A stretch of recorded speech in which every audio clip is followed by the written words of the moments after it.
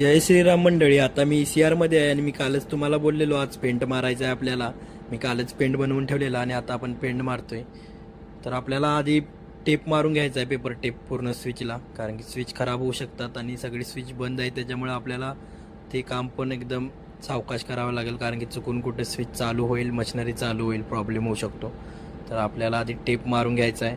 आणि इथं आता रोलर पण नाही चालणार, किचकट काम आहे भरपूर. डॉगलेग ब्रशनेच मारावं लागेल. डॉगलेग ब्रश म्हणजे असा ब्रश आहे की तो कुत्र्याच्या पायाच्या आकारासारखा असतो, म्हणून त्याला डॉगलेग ब्रश म्हणतात.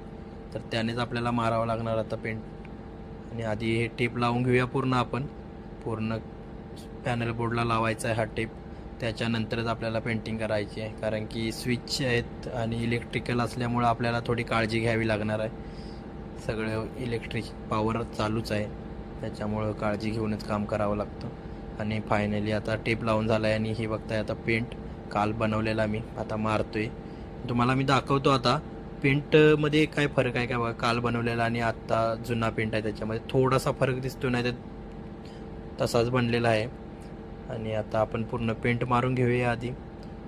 आता कसं पण आपण मारल्यावर काय प्रॉब्लेम होणार नाही, आपण टेप लावलेला आहे व्यवस्थित, त्याच्यामुळे स्विचला ते काही लागणार नाही. आणि ह्या छोट्या ब्रशची पण आपल्याला जरूरत पडणार आता, कारण की छोटे हे आतमध्ये तो मोठा ब्रश जात नव्हता, किचकट काम आहे ना त्याच्यामुळं.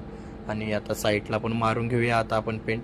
आणि हे झाल्यानंतर आपण आता टेप काढूया लावलेली सगळी, कारण की आपला आता पेंट मारून झालेला आहे. तर टेप काढून टाकायची आता सगळी.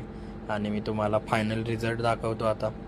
आधी कसं होतं बघा. आता आधी टेप काढून घेऊया आणि हे बघा आधी असा होता, आणि पेंट मारल्यानंतर किती शायनिंग मारते पॅनल बोर्ड, हे बघताय तुम्ही.